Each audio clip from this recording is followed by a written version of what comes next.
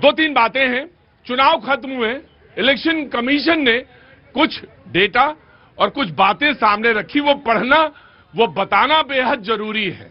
वो बातें कौन सी हैं, वो बातें बताना, भाई साहब आराम से कर रही है, वो बातें बताना बहुत जरूरी है। उन्होंने कहा कि पूरे बिहार में जहां चुनाव हुए उसमें पहले एसआईआर को लेकर और 12 राज्यों में एसआईआर हो रहा, उसको लेकर तमाम सारी बातें विपक्ष कह रहा है। इलेक्शन कमीशन ने कहा कि 38 जिले हैं बिहार में, कहीं से कोई भी एसआईआर को लेकर, विलोपन को लेकर, कहीं से जो एसआईआर हुआ उसमें विलोपन को लेकर कहीं से भी कोई आपत्ति नहीं आई। पहला पॉइंट जो बहुत महत्वपूर्ण है, उन्होंने कहा कि ईवीएम की जांच के लिए कोई आवेदन नहीं आया।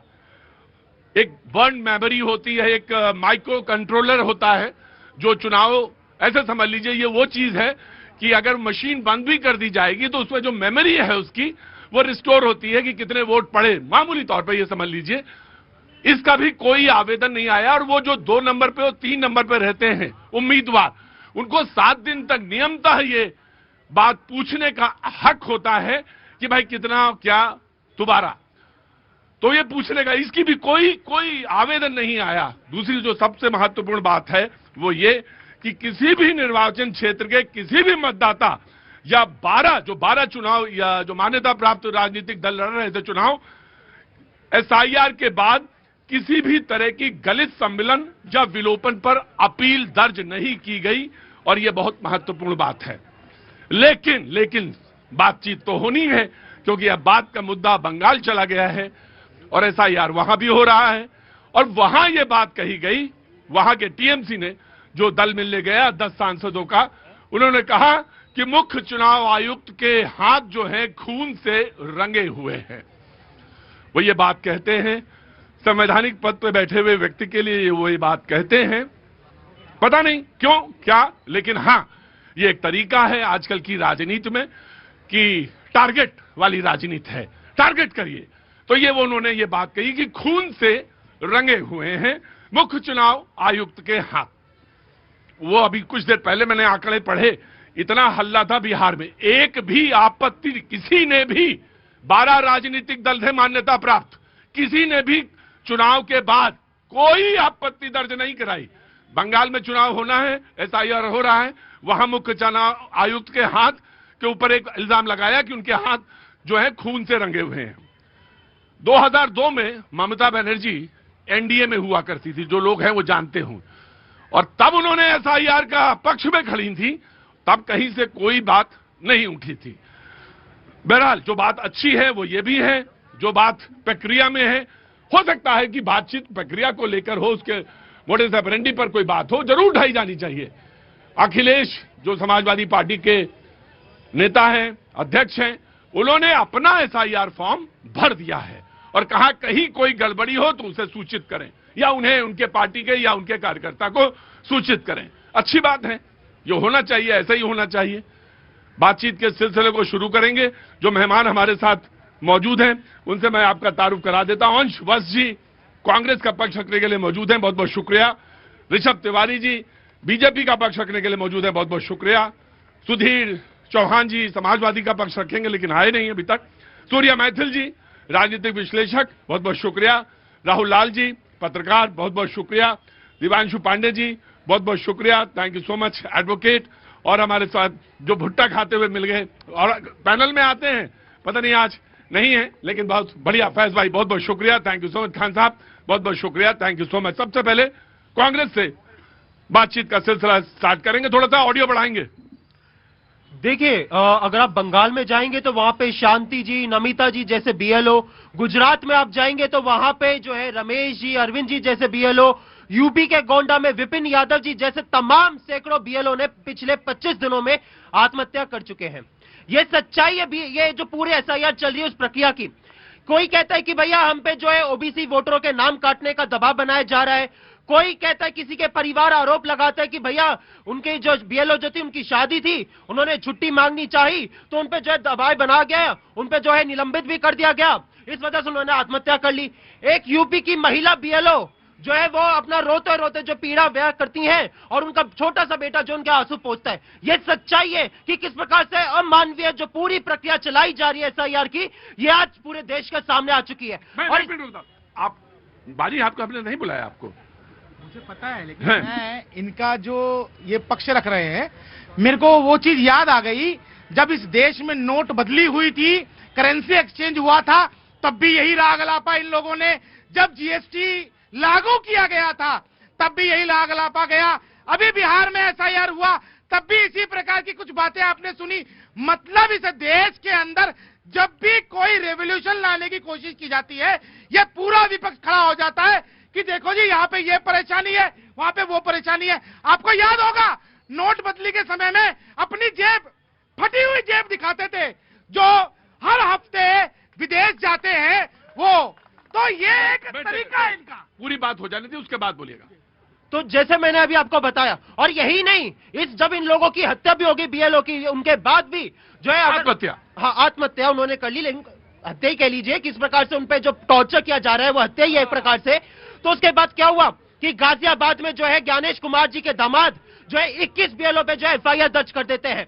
नोएडा में उनकी बेटी जो है 60 BLO पे और 7 सुपरवाइजर पे जो है FIR दर्ज कर देती है। उन्होंने क्या जो है डिफेंस दिया था बिहार में जब SIR की प्रक्रिया हुई कि भैया हम लोग जो है घुसपैठिया ढूंढेंगे। आज जब ज्ञानेश कुमार जी से सवाल पूछा जाता है, आपने पूरे बिहार के लोगों को जो लाइनों में लगाया, उसके बाद आपने कितना घुसपैठिया आइडेंटिफाई किए? जवाब आता है 0। आपने पूरी प्रक्रिया चलाई, उसके बाद भी नतीजन क्या निकलता है?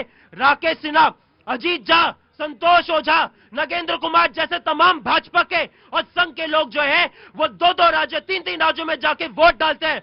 आपने एक सही सुनी है ना कि जो है जल्दी का काम जो होता है शैतान का काम। पूरी बात सुन रहा था मैं। और नियमता क्या है? नियम, जब ये बात पूछा गया कि क्या किसी के ऊपर प्रेशर है या प्रेशर माउंट किया गया है या BLO के ऊपर प्रेशर है, BLO यानी वो अधिकारी, टीचर मान लीजिए, असिस्टेंट टीचर या टीचर जो जाके गणना करते हैं या जो फॉर्म भरवाते हैं इलेक्शन कमीशन का, तो ये बात पूछी गई तो एक BLO के पास 5 या 6 घर होते हैं।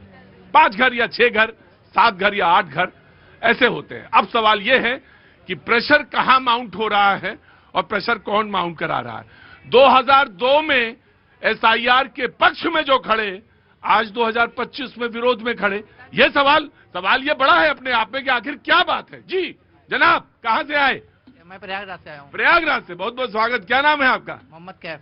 मोहम्मद कैफ, बहुत बहुत स्वागत है आपका मोहम्मद भाई। बताइए सर, 2002 में जो ममता बनर्जी खड़ी थी, हाँ। तब EVM से वोट नहीं होता था। हाँ। अब EVM से वोट हो रहा है। तब बैलेट पेपर से वोट होता था, तब उनका पक्ष था, तब वो सपोर्ट में खड़ी थी। किसी ने ये बात तुमसे कही कि 2002 में EVM जो था वो नहीं था और बैलेट था? और वहाँ पश्चिम बंगाल में वहाँ नहीं थे EVM। तब वो सही था। हाँ, तब वो उसके सपोर्ट में। वोट होने बैलेट पेपर से होना चाहिए। हाँ, तो सही हो जाएगा। हाँ, तब सही हो जाएगा, तब सही हो जाएगा। और जो आज आंकड़े आ रहे थे इलेक्शन कमीशन से, और उसमें यह भी था कि कहीं पुनर्मतदान के लिए कहीं कोई बात नहीं आई।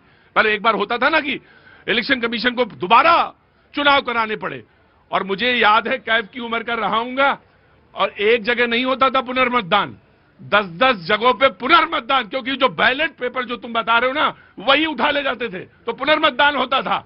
तो वो जी, तो वो प्रक्रिया है, वो प्रक्रिया आज कंपेयर करिए आप। और ये चीज बताने की जब कोई कहे, उसके पीछे का जो तर्क है वो रखना बहुत जरूरी है। जी, तो बीजेपी अंदर तो कांग्रेस का। भैया जी, अभी आपको इनका वक्तव्य खत्म होने से पहले इन्होंने आपके ऊपर कहावत कही। हाँ। कहावत तो ये भी है, अजिजल गगरी छलकत जाए, मीन्स आधा अधूरा नॉलेज लेके भाई साहब खड़े हो गए हैं यहाँ पे।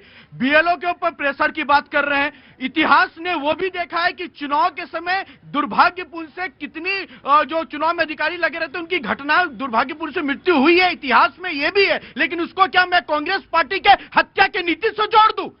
उसका क्या तथ्य होगा? कहने का विषय, अगर उनका डेथ हुआ है, जांच हो रही है, प्रक्रिया हो रही है, और कहते गणेश जी के दामाद, अरे एक तो दामाद आपके हैं जो पूरा गुड़गांव हड़पने की ओर चल पड़े थे। अपने दामाद को पहले देख लीजिए जो कांग्रेस का लुटिया डुबा। नहीं, दामाद बोलेंगे, अपनी दामाद पे भी आइए ना, केवल दूसरे का दामाद काहे को झांकते हो भाई, अपना दामाद भी देख लो। और आपको मैं कह रहा हूं, ये आपने भी बात कहा कि पहले प्रक्रिया होती थी, अगर कोई गड़बड़ी आती थी तो फिर से रिकॉर्डिंग कराया जाता है। अभी मैं आपको माइक लेके भाग जाता हूँ, भाग जाऊं, आप पकड़ोगे ना भाई साहब कि भैया मेरा माइक तो दे दो, कहाँ लेके जा रहे हो? कैसे चिल्लाऊंगा मैं, कुछ तो बोलोगे। अरे मैं तो इतनी जोर चिल्ला दूंगा वापस दे जाएगा आके, मेरी यहाँ के सुन के ही वापस दे जाएगा। लेकिन मैं आपको एक चीज और बता, मुझे एक चीज याद आ गई और बताना जरूरी है।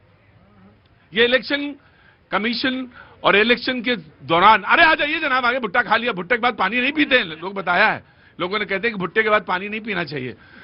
वो ये भी था कि और आज भी है, इलेक्शन की ड्यूटी किसी की लग जाए और सिफारिश लोगों के पास ना आए कि इलेक्शन की ड्यूटी कटवा दीजिए किसी के। तो हम जानते हैं भाई, आज जो लोग बात कर रहे हैं उनको ये भी पहलू याद होना चाहिए कि इलेक्शन की ड्यूटी कोई नहीं करना चाहता, कहते हर कटवा दो। तो अब ये बात भी है कि बीएलओ के ऊपर टॉर्चर हो रहा, बीएलओ के ऊपर परेशानी आ रही है, बीएलओ के ऊपर एक्स्ट्रा प्रेशर डाला जा रहा है। इलेक्शन कमीशन कहता है कि 5 से 6 घर होते हैं, इसके अलावा नहीं। I am coming. भैया जी एक बात मैं आपको स्पष्ट बता रहा हूं, दिक्कत यहाँ पे केवल विपक्ष और कांग्रेस पार्टी को इसलिए है सर, अगर आपको इतने लोकतंत्र की चिंता है, बिहार में इलेक्शन के बाद आपने ही अपनी रिपोर्ट में पढ़ा, एक तो पिटीशन डाल देते, एक तो रिक्वेस्ट डाल देते कि गड़बड़ चुनाव हुआ है फिर से रिकाउंटिंग कराओ, रिपोर्ट डालेंगे नहीं, कोर्ट में जाएंगे नहीं, सवाल जेन्युइन तरीके से जहां पूछना चाहिए पूछेंगे नहीं, और आएंगे कहां पे, मीडिया के सामने आके इल्जाम लगाएंगे और पीछे हांगकांग, बैंकॉक, इटली भाग रहे। आपने यहाँ पे बीजेपी के प्रवक्ता और आपने भी एक बात कही थी कि बीएलओ पे प्रेशर को लेकर, जो कि चुनाव आयोग ने जवाब दिया था। बीएलओ कौन होता है? एक सरकारी स्कूल का जो टीचर होता है वही होता है। उसके ऊपर जिम्मेदारी है कि वो सरकारी स्कूल में जो बच्चे पढ़ रहे हैं उनकी शिक्षा का भी ध्यान रखे, अपने जो वर्किंग आवर्स है वो भी निपटाए, और उसके बाद एडिशनल वर्क करना पड़ता है उसको जो है तमाम घरों में जाने का। कोई अगर परिवार नहीं मिला उसके परिवार के पास फिर से जाने का, ये उनके पास जिम्मेदारी होती है। ऐसे में आप जो उन पे बार-बार प्रेशर कर रहे हैं, आपने जो है हर एक बीएलओ पे आप कह रहे हैं कि भैया आपको 200 जो है फॉर्म सबमिट करने हैं, अगर आपने नहीं की आप एफआईआर हो जाएगी। यहाँ पे आप बीएलओ पे जो प्रेशर कर रहे हैं, वो टॉर्चर कर रहे हैं, उसमें कहाँ आप जवाब?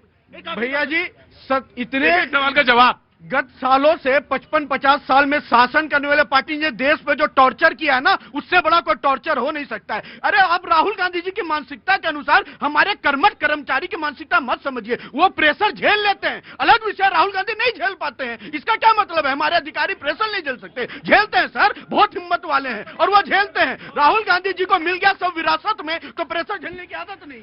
पहली बात यहाँ पे प्रेशर की, अरे देश में पिछले 11 सालों में आपने जो प्रेशर किया है, इस देश के किसानों को प्रेशर में डाला, 1 साल धरने देते रहे। मोदी जी ने कहा मेले थोड़ी ना मरे हैं, इस देश के युवा प्रेशर में झेलते रहे, वो अपने आत्महत्या कर ली। रोज युवा जो बेरोजगारी के कारण आत्महत्या कर रहे हैं, बेरोजगारी के कारण, पेपर लीक के कारण आत्महत्या कर रहे हैं।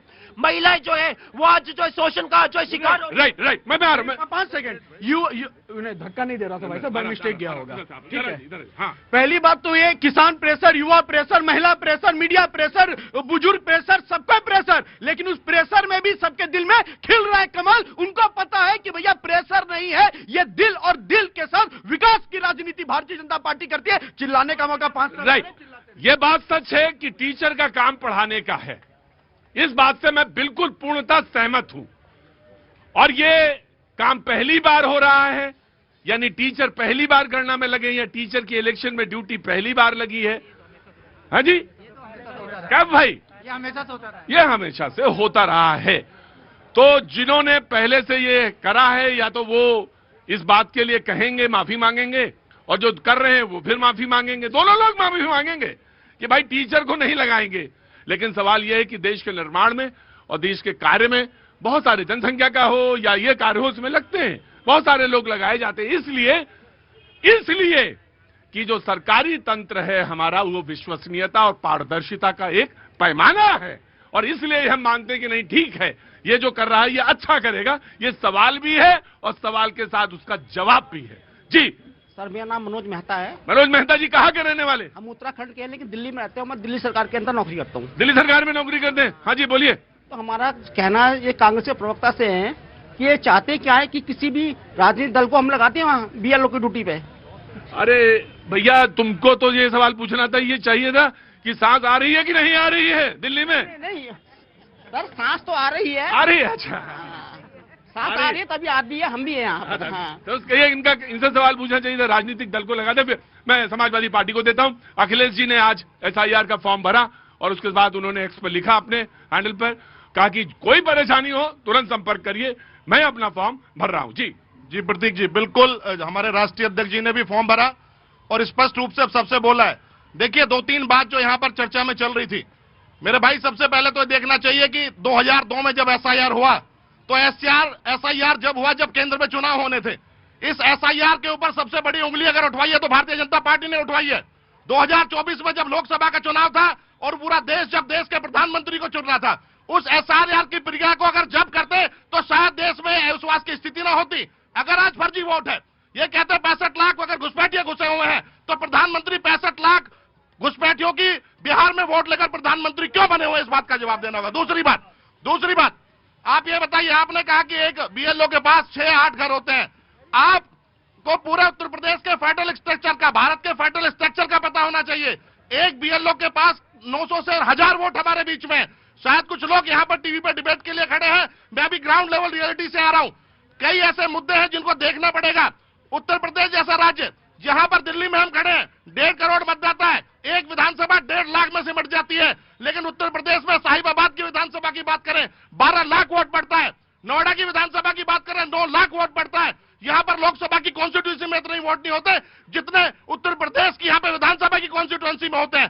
15.5 करोड़ मतदाताओं को पुनर्निरीक्षण का कार्य करवाना और उसमें 30 दिन का समय देना, 80 सीटों का राज्य होना, इस देश का सबसे बड़ा राज्य होना, हम उसके लिए जवाब मांग रहे हैं। SIR से हमें कोई प्रॉब्लम नहीं है।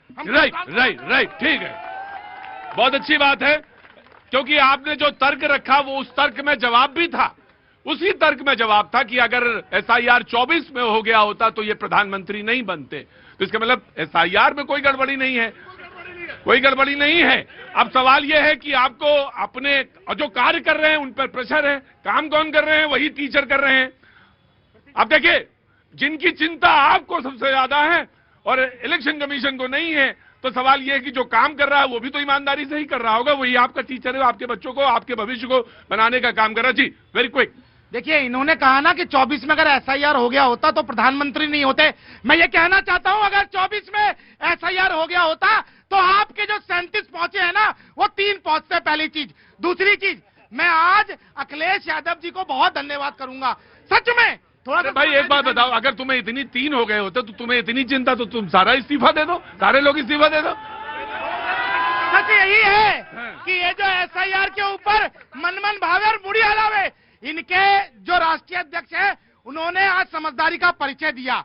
उन्होंने जिस प्रकार से कहा कि हाँ आप जाइए और SIR का फॉर्म भरिए, मैं भी यही कहता हूँ, हर एक संस्था यही कह रही है, चुनाव आयोग भी यही कहता है कि आप जाइए SIR का फॉर्म भरिए। कोई परेशानी है तो आप सूचित करिए। यही तो शुरुआत से रह गए। जी प्रतीक जी, जब हार हो तो आत्ममंथन होना चाहिए, बहाने नहीं ढूंढने चाहिए। अरे हार से याद आया, मैं भूल गया था, हार से याद आया कि ये खबर है, अब इसको मैं बहुत अच्छे तरह से पका के नहीं बता पाऊंगा कि कांग्रेस में हार का मंथन हो रहा था।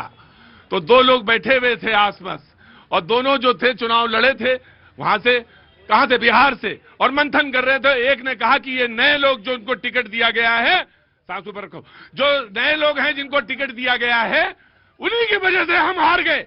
तो जो दूसरा था उसने कहा अच्छा, तो जो पहले कभी आए होंगे, जो लड़े होंगे, वो भी तो नए थे। और इतनी बात बढ़ गई कि हमारी समझ से फिर बात हुई होगी या नहीं, ये मुझे नहीं मालूम। कहां से आना हुआ आपका?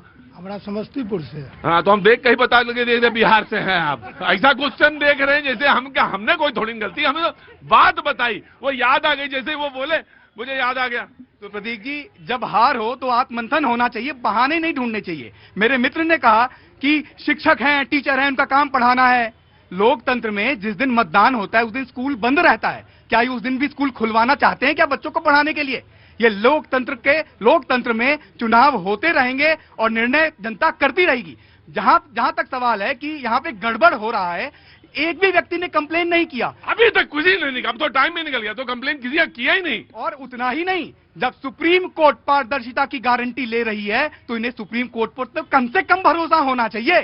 सुप्रीम कोर्ट ने स्पष्ट कहा कि एक भी कंप्लेन करने वाला तो कोई आए, हमें भी चिंता। सर जोशी ऑडियो बढ़ाएंगे, बहुत कम है। सुप्रीम कोर्ट ने ये कहा कि चिंता सुप्रीम कोर्ट की को भी दी, लेकिन एक भी व्यक्ति आया नहीं। अभी ये इनको चिंता है कि पूरे देश में जो एसआईआर होगा उसमें जो फर्जी मतदाता हैं, जो जीवित नहीं हैं, जो घुसपैठी हैं, वो लिस्ट से बाहर होंगे। तो अब तो इनको पहले पता चल गया है ना। मेरा सवाल है कि इसका क्या जवाब देना चाहते हैं कांग्रेस? मैं आया पैनल पूरा कर लूं एक बार जी। एसआईआर को लेके लगातार डे 1 से ही चुनाव आयोग एक लक्ष्य रख रहा था, घुसपैठियों को खोजना, घुसपैठियों को खोजना। भाई 12 राज्यों में आपने एसआईआर की घोषणा कर दी, बड़ी अच्छी बात है, लेकिन असम में तो 19 लाख घुसपैठियों की खोज हो चुकी थी वहां पे। नहीं, वो एक सवाल मुझे आपकी घुसपैठिए से एक बात याद आ गई। वो विपक्ष ने ये सवाल पूछा है कि आप घुसपैठिए ढूंढ रहे हैं और यहाँ पे गहन पुनरीक्षण कर रहे हैं, ये सवाल है उनका, मूलभूत सवाल है। मैं वही तो कह रहा हूँ कि गहन पुनरीक्षण के नाम पर इलेक्शन कमीशन बार बार कह रहा है कि भाई नागरिकता की पहचान की जांच होनी चाहिए। अगर नागरिकता के पहचान की जांच करने के लिए आप इतने गंभीर हैं तो फिर असम में आप गहन पुनरीक्षण तो आप नहीं कर रहे हैं और वहां पे करने की जरूरत भी नहीं है। 19 लाख लोग पहले से घोषित हैं, वो अपनी नागरिकता साबित नहीं कर पाए, तो क्या आप उनको घोषित करेंगे कि आप वो मत ना दे सके, उनको वोटर लिस्ट से बाहर करेंगे? लेकिन वो ऐसा नहीं करेंगे, क्योंकि खुद हेमंता बिस्वा शर्मा कह चुके हैं कि उसमें से जो 19 लाख लोग हैं उसमें से 12 लाख जो है वो भारतीय जनता पार्टी के वोटर ही। ऐसा करेंगे तो नुकसान हो जाएगा। तो क्या चुनाव आयोग और बीजेपी के बीच में ऐसा कोई गठबंधन है? और दूसरी चीज, बीएलओ के मतों को जिस प्रकार से यहाँ पे कहा गया, देखिए लोकतंत्र के मंदिर में हर कोई अपनी अपनी ताकत लगाता है। आप मीडिया के लोग हैं, हम लोग कितना ताकत लगाते हैं। आप सोचिए, पूरा बिहार का भ्रमण करके आए हैं, काफी गहन, जैसे इलेक्शन कमीशन गहन मतदाता पुनरीक्षण करता है वैसे आपने गहन यात्रा की है इस समय। मेरा सवाल 38 में मैं 14 जिला करके चले आता तो कोई फाइन थोड़ी ना मेरे ऊपर होता, लेकिन मैं 38 गया, तब 38 का 38 जिला गया। हाँ। मैं यही कह रहा हूँ कि ऐसे स्थिति में बीएलओ के जीवन के मामले पे विपिन यादव के परिवारजन जो बयान दे रहे हैं कि उनके ऊपर दबाव, ये वो इस दबाव में नहीं गए कि काम करने का बहुत ज्यादा दबाव था। ये दबाव कि एक्स के वोट को काटो और एक्स वोट को जोड़ो, अगर ये आरोप लग रहा है और उसके बाद वो आत्महत्या कर लेता है तो ये मामला अति गंभीर है, इसको गंभीरता। राइट मैं आपके पास ही आ रहा हूँ जनाब अली जी, बोलो कहाँ से आना हुआ? सर मैं यूपी से आया हूँ सर, मेरा नाम महेश है और मैं डिप्रेशन में हूँ, है ना। मैं डिप्रेशन में? हाँ जी सर, आज पूरा यूथ डिप्रेशन में है सर। ना जाने इंडिया में 1 सेकंड में कितने सारे लोग अपनी जान दे देते हैं। और सर मैं अपनी पूरी जान से जिंदगी भर इस डिप्रेशन से लड़ूंगा। मैं मौत के आगे घुटने नहीं टेकूंगा और मैं लड़ूंगा सर। आज यूथ परेशान है डिप्रेशन से, माँ बाप परेशान है डिप्रेशन से। कितने लाखों लोग, आज ये सारे लोग हंस रहे हैं, कितने लाखों लोग अपनी जान दे देते हैं। और सर कोई भी इंसान अपनी जान पैसों के लिए नहीं देता, अगर उन्हें लाखों रुपए भी दिया। क्या नाम है बेटा तुम्हारा? नाम बताओ। नाम है सर मेरा। मैं एक मिनट, महेश क्या आराम से संयत हो गए, क्या काम करते हो बेटा? सर मैं एनजीओ में काम करता हूँ सर। एनजीओ में काम करते हो? जी सर। मैं तुमसे ब्रेक के बाद बात करूंगा, जरूर बात करूंगा। और ये मुद्दा बहुत गंभीर मुद्दा है सर। ऑफकोर्स ये बहुत गंभीर मुद्दा है कि डिप्रेशन में बहुत सारे लोग हैं। डिप्रेशन की वजह क्या है और डिप्रेशन पर निश्चित, हाँ, बेरोजगार नहीं है मामला उतना उसका डिप्रेशन से। और डिप्रेशन में जो रोजगार वाले हैं वो क्यों है डिप्रेशन में? माता पिता हंस रहे हो पाजी, पाजी ऐसे नहीं करते हैं कोई, हर बात पे हंसी नहीं आनी चाहिए। बहुत गंभीर मुद्दा है ये, और ये बहुत, इस पर निश्चित तौर से डिस्कशन होना चाहिए और इस पे टॉपिक पे यहाँ बहस होनी चाहिए कि आखिर वजह क्या है। जी जनाब। बिस्मिल्लाहिर्रहमानिर्रहीम। भारत माता की। मतदाता पुनर्वीक्षण जो चल रहा है ये समुद्र मंथन के समान है। शुरू में विष निकलेगा, बहुत परेशानियां भी होगी, तकलीफ भी आएगी, लेकिन अंततः अमृत प्राप्त होगा। यानी कि 2047 तक भारत विश्व गुरु बनेगा, भारत विकसित देश बनेगा। ये उसके लिए सारा कार्य चल रहा है। अब मैं आपको एक बात बताऊं, बहुत सारे लोग कहते थे भाई सरकारी नौकरी मिल जाए, आराम है, और सरकारी नौकरी में टीचर बन जाओ, कोई काम नहीं, बढ़िया तनख्वाह लो 1 लाख रुपए की। मेरे सगे भैया, बड़े भैया, नाम है मोहम्मद करीम खान, शिक्षक है सरकारी स्कूल में, बीएलओ का काम कर रहे हैं, स्कूल में बच्चों को पढ़ा भी रहे हैं और जाके बीएलओ का काम भी कर रहे हैं और खुशी से कर रहे हैं। और उनका यह कहना है कि 2047 तक भारत को विकसित बनाने में हमारा भी खून पसीना लगे, तो इससे बढ़िया कोई बात नहीं हो सकती। नाम मोहम्मद करीम खान, नाम लेके बोल। क्या हुआ? खड़े रहो, मुझे मालूम है, तुम्हें पहचानता हूं मैं अच्छी तरह से। हाँ। और शिक्षक है, मेरे बड़े भैया, और मैं गर्व से कह रहा हूं लेकिन कोई आत्महत्या करने की नौबत आ जाए, मैंने भैया से पूछा, बोले ऐसा कोई मामला नहीं है, छत्तीसगढ़ में वो काम कर रहे हैं कि आप किसी के घर जाएं, काम करें, बच्चों को पढ़ाएं, इसमें इतना डिप्रेशन आ जाए कोई आत्महत्या कर ले, ऐसी स्थिति तो कम से कम नहीं है। देखिए, कोई व्यक्ति खत्म होता है या आत्महत्या करता है या किसी की हत्या होती है, हमारी संवेदना उसके साथ है, लेकिन भाई ने बहुत ठीक बात कही, नोटबंदी हो गई इसलिए कोई मर गया, मतदाता पुनर्वीक्षण हो रहा है इसके लिए किसी ने आत्महत्या कर लिया, 370-35 से समाप्त हो गया इसलिए कोई समाप्त हो गया, राम मंदिर बन गया इसलिए किसी की हत्या हो गई, ये सब बात हर चीज को, देश के विकास के मुद्दों को इससे जोड़ना गलत है जी। समाजवादी पार्टी फिर देना आपके पास। हाँ जी, देखिए ये जो आप सारी बातें कर रहे हैं, इन मुद्दों का धरातल से कोई लेना देना नहीं है। उस बच्चे की आंख में आंसू थे इन और ये कोई फैक्ट की डेटा की बात कर रहा है। आप दिल्ली एनसीआर में जितने भी मेन स्ट्रीम के जितने अखबार हैं, आप सुबह केवल डेथ का डेटा देख लीजिए, फांसी लगाने का डेटा देख लीजिए, 20 से 25 लोग फांसी लटक जाते हैं, फिर भी इससे बड़ा गंभीर मुद्दा है।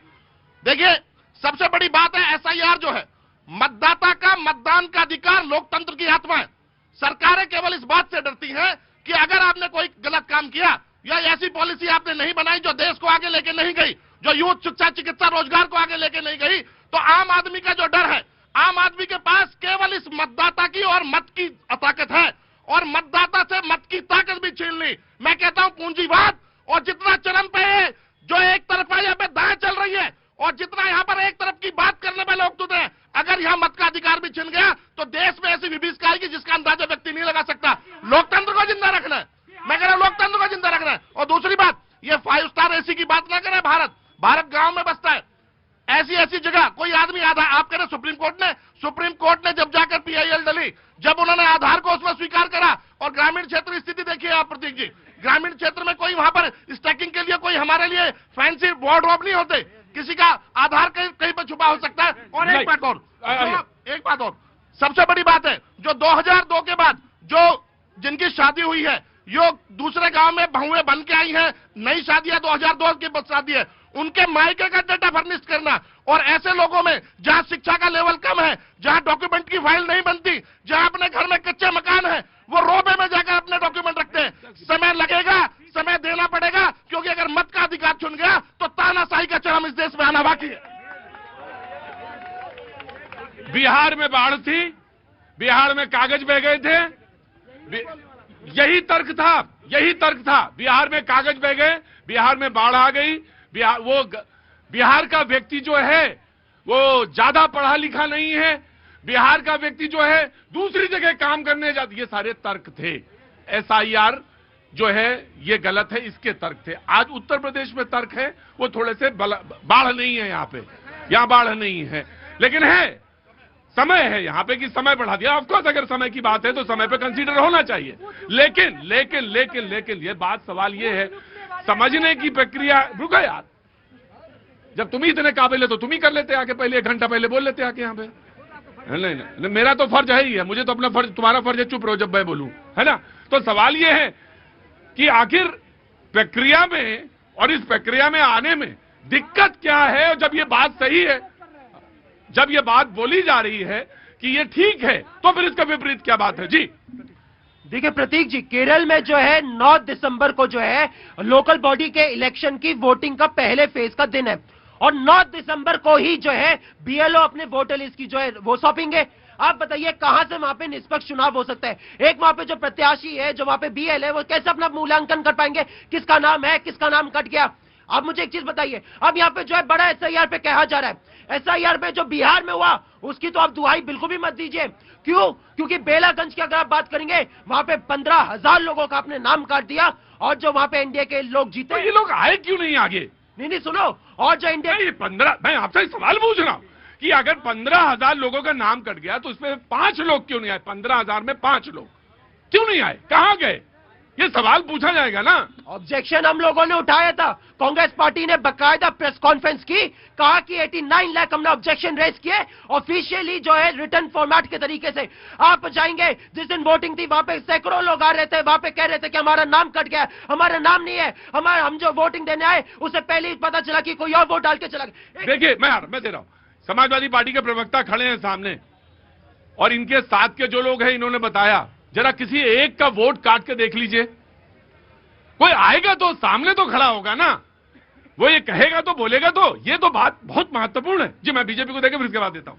भैया जी, समाजवादी की पार्टी के प्रवक्ता लाल टोपी लगा के लोग को भी टोपी बात समझ रहे हैं। ये कह रहे हैं कि ये अखिलेश यादव जी और ये बार बार जो कहते हैं ना गांव की स्थिति, ये जनाब हमको और हमारे साथी पैनलिस्ट को और यहाँ की जनता को सोचते हैं डायरेक्ट अखिलेश यादव और राहुल गांधी की तरफ पैराशूट से उतर के आए। साहब, हम भी गांव से आते हैं और उस गांव से आते हैं जहां कांग्रेस के शासन काल में, गौर से सुनिएगा साहब, उस जिले से आता हूं जिसको देश में आकांक्षी जिला बोला जाता था। सबसे पिछड़े जिले झारखंड के गांव से आता हूं जो कांग्रेस और विपक्ष के शासन साल में ट्रेन की सीटी नहीं सुनी थी हमने, हॉस्पिटल नहीं देखा था हमने। आज उसी जिले में एरोप्लेन उतरता है, उसी जिले में आज एम्स है, उसी जिले में आज अच्छे इंजीनियरिंग कॉलेज है। ये एनडीए सरकार की देन है और सबको राहुल गांधी और अखिलेश यादव की तरह पैराशूट से नहीं उतरा, जमीन से उठकर खड़ा होकर यहाँ युवा डिबेट कर रहा है। और एक बात मैं कह रहा हूं सर, एक बात और कह रहा हूं, ये चुनाव क्यों हारते हैं? ये चुनाव इसलिए हारते हैं सर क्योंकि इनको लगता है इस देश की पहचान सनातन संस्कृति नहीं है। ये चुनाव इसलिए हारते हैं जब बिहार के इलेक्शन में कोई मां की गाली देता है और ये खड़े नजर आते हैं। आपका ही चैनल था ना साहब, आपके चैनल में एक महिला एंकर के सामने क्या अश्लील राइट। पहली बात, यहाँ पे आप जो विकास गांव अपने जिले की बात कर रहे हैं, पहली बात आपको पता है जिस गांव को मोदी जी ने गोद लिया है प्रधानमंत्री बनने के बाद उसकी क्या स्थिति है? बस परफॉर्मिंग गांव जो है, बस परफॉर्मिंग जो है, ठीक है। तो उसके बाद रायबरेली के आप जाके देखे, वहां पे बता दिया ना, ठीक है। स्मृति ईरानी जी को जवाब मिल गया क्या, ठीक है। ध्यान मत बताइए सच्चाई क्या है। मैं अपनी पिछली बात को मैं पूरा करता हूं, ठीक है। यहाँ पे इतने सारे लोगों का नाम काटे गए और क्या हुआ, एनडीए के लोगों के जीत का मार्जिन जो है उसी के आसपास रहता है। आपने चुनाव में क्या है, किस प्रकार से हाईजैक किया, महिलाओं को 10,000 की हमने रिश्वत दी। चुनाव आयोग जो है आंखों पे पट्टी बांध कर बैठा रहा, आंखों पे पट्टी बांध कर बैठा रहा। तो यहाँ पे ऐसा बात मत करिए। राजस्थान में आप जाइए तो आपने जो है आंध्र प्रदेश में जाइए, तमाम जगहों पे जो है चुनाव आयोग ने और रिश्वत है। कांग्रेस पार्टी इसलिए हारती है, कभी हारते रहोगे, चिल्लाते रहो और सीना पीटते रहो। 2009 से पहले 2008 में 2009 का चुनाव होना था। लोग सुने, 2009 आराम से रुको भाई, 2009 का आराम से 2009 का चुनाव होना था। 2008 का लोकसभा चुनाव था। उससे पहले कर्ज माफी हुई उससे पहले। तो सवाल तो पूछा जाएगा आपसे भी। मैं आ रहा हूं जी। प्रतीक जी, खिसियानी बिल्ली खंबा नोचे। डिबेट में आकर हमने क्या किया, इसे कोई लाभ नहीं है। आपको जनता के पास जाना पड़ेगा। 6 सीट मिले हैं बिहार में, इन्हें होश में आना पड़ेगा। मैं ये कह रहा हूं, समाजवादी पार्टी के प्रवक्ता युवाओं की बात कर रहे हैं। मैं इनसे पूछता हूं, जब युवा डिप्रेशन में था तब सैफई में महोत्सव मनाए जा रहे थे, उनका क्या जो बिजली लग के गिर गए और मर गए आपके महोत्सव में, क्या उनको मुआवजा मिला? आप युवाओं की बात करते हैं। आप वहां पर नृत्य देख रहे थे जब युवा रोजगार की चाह में थे, जब जो रोजगार के लिए संघर्ष कर रहे थे। इसीलिए आप उन युवाओं की बात करने का आपको कोई अधिकार आज नहीं रह गया। कांग्रेस पार्टी हार चुकी है, आत्ममंथन करे और समाजवादी पार्टी अपने चेहरे पर को बचा ले, यही बहुत होगा। जी, आप जब उत्सव मना रहे थे, जब मुजफ्फरनगर में दंगे हो रहे थे और तब तमाम सारा डिप्रेशन कहां था? देखिए, 3 प्रश्न है। सबसे पहले तो मैं आपको टोपी की कीमत समझा दूं। ये टोपी आपने आजादी के आंदोलन में नहीं पहनी। और सुनिए मेरी बात, अगर ये टोपी, आप मेरे बीच में मत बोलिए, अगर ये टोपी देश में ना होती तो आप आज यहाँ सूट बूट पे खड़े ना होते। सबसे पहली बात तो ये। दूसरी बात, और जो आप सैफई महोत्सव की बात कर रहे हैं, ये सूट बूट में नहीं खड़े होते अगर टोपी देश में ना पहनी जाती। दूसरी बात, अरे सुनिए भाई, सुनिए जरा, पेशेंस रखिए। और श्रीमान, आपने बोला 2014 में जरा उत्तर प्रदेश के घर घर में जाके पूछ लो कि घर घर से अगर पुलिस में सिपाही है, भर्ती है, सेना में जवान है तो किसने दिया? और तीसरी बात में आपको समाजवादी पार्टी ने दिया और सारे संस्थानों को तुम खा गए। 1 मिनट, अरे सुनिए भाई, पेशेंस रखिए। इनसे पूछो नोएडा मेट्रो किसने दी? अरे सुनो भाई, सुनो आराम से, पहले सुनो। इनसे पूछिए डायल 100 किसने दिया? इनसे पूछिए 109 महीना हेल्पलाइन किसने दिया? इनसे पूछिए कि लखनऊ की मेट्रो किसने दी? इनसे पूछिए कानपुर की मेट्रो किसने दी? इनसे पूछिए एक्सप्रेस, अरे रुको भाई रुको, फर्जी बात। इनसे ये पूछिए कि लखनऊ एक्सप्रेस वे किसने दिया? उत्तर प्रदेश में एक्सप्रेस वे की नींव किसने डाली? इनसे पूछिए नोएडा की मेट्रो किसने दी। मुश्किल ये है जी जी। मुझसे यह भी पूछिए कि लड़कों से गलती हो जाती है, ये किसने कहा? मुझसे यह भी पूछिए कि अगर किसी बहन के साथ छेड़खानी हो रही है तो गलती हो जाती है बच्चों से। गलती बोली या की बोली ना गलती को डिफेंड तो नहीं किया, गलती है कोर्ट ने क्या गलती ये डिसाइड करेंगे। बिना कोर्ट के ये जाके बुलडोजर चलवाते हैं। देश में लोकतंत्र है। इन्हें गौर से देखिए, इन्हें पहचानिए, इस टोपी को देखिए, इन्हें पहचानिए। आज भी गलत नहीं कह रहे। पहली बात तो मैं देश की जनता को बताना चाहता हूं, ये लाल खूनी टोपी जो राम भक्तों पे गोली चलाई थी, उनसे हमें नहीं संस्कृति सत्ता मिली, हमें भगवा सनातन संस्कृति और संविधान का रंग मिली। मुजफ्फरनगर में दंगे का आरोपी कौन है? मुजफ्फरनगर में दंगे का आरोपी विधायक कौन है? जा रहे थे भैया जी। महल में बवाल किसने कराया? आराम से आदरणीय समाजवादी के प्रवक्ता महोदय, आपसे मैंने एक संस्कार सीखा और वो संस्कार ये सीखा कि मैं बीच में आपके नहीं बोलूंगा। वो शिक्षा देने के लिए धन्यवाद। ये शिक्षा आप लीजिए, अखिलेश यादव को भी सिखाइएगा। दूसरी बात मैं आपको बता रहा हूं, मैं ये कह रहे कि हमने ये दिया, हमने वो दिया। मैं बताता हूं, उत्तर प्रदेश को अगर अपराधी की राज बनाया तो समाजवाद ने बनाया। उत्तर प्रदेश को माफिया में तब्दील किया तो समाजवाद ने किया। उत्तर प्रदेश को अगर बेटी को उठा लो की राजनीति लाई तो समाजवादी ने लाई। उत्तर प्रदेश के अंदर जिस तरह से लोगों को सरेआम मार दिया जाता था, वो उत्तर प्रदेश को उत्तम प्रदेश बनाया तो योगी जी ने बनाया। और मैं बता रहा हूं, मेट्रो की नींव सब 2017 के बाद कई जगह एक्सटेंशन आई है। 2017 से पहले अगर आप इतना ही काम कर दिए थे प्रभु, तो भैया 17 हारे, 22 हारे और 27 भी हारेंगे। कहां से हराए? कहां से हराए? 24 विधानसभा थका, विधानसभा थका। इलेक्शन कमीशन ठीक था ना? देश में विधानसभा का चुनाव वोट चोरी नहीं ना हुआ था, वोट चोरी नहीं ना हुआ था। राइट जी जनाब अली, अरे आप आइए। मैं तो बस इतना कहना चाहता हूं, 30 सेकंड लूंगा। अरे रुको, तुम लोग तो ऐसा रुको, आराम से ऐसे मैं आ जाऊंगा। मैं आ जाऊंगा। शिक्षक हूँ। बोलो बेटा। जी, मैं अभिषेक यादव बलिया से हैं जी। एमसीडी दिल्ली में शिक्षक के रूप में कार्यरत हूँ। और जैसा कि कर्मचारियों की हर जगह हत्याएं हो रही हैं, मौतें नहीं है, वो हत्याएं हैं। लोकसभा चुनाव में इतनी गर्मी थी, भयंकर तरीके की गर्मी थी, उस समय डेट आया, हम लोगों ने उसमें ड्यूटियां करी। हमसे पूछिए ना किसी का भाई क्या है क्या नहीं है, हम लोग। एक मिनट बताएं आप, एक मिनट रुकिए। आप टीचर हैं, आपका सम्मान है, आपने भविष्य बनाने का, मेरा बच्चा आपके पास पढ़ता है देश को भविष्य बनाने के लिए। आप ही ने नहीं काम किया, मैंने भी 4 महीने काम किया, 4 महीने मैंने भी काम किया। और लू मुझसे ज्यादा नहीं जानते हैं आप।